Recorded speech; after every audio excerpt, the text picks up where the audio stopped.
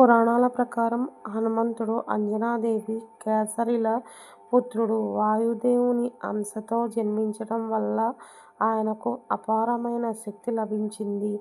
ఒక ఉదయం ఆకలితో ఉన్న బాల ఆంజనేయుడు ఆకాశంలో ఎర్రగా ప్రకాశిస్తున్న సూర్యుడిని చూసి ఒక తీయటి పండు అని భ్రమించాడు. తన అపారమైన శక్తితో గాలిలో ఎగిరి సూర్యుడిని పట్టుకోవడానికి వెళ్ళాడు. ఆ సమయంలో సూర్యుడిని మింగటానికి వస్తున్న రాహువును పక్కకు నెట్టి హనుమంతుడు సూర్యుడిని నోట్లో పెట్టేసుకున్నాడు.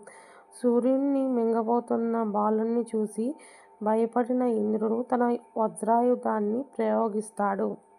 ఆ దెబ్బకు బాల హనుమాన్ దవడ వాచి కింద పడిపోతాడు.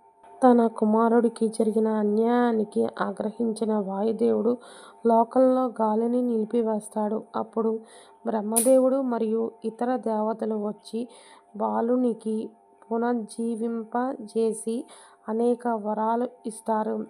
దవడకు గాయం కావడం వల్ల ఆయనకు హనుమంతుడు అని పేరు పెడతారు.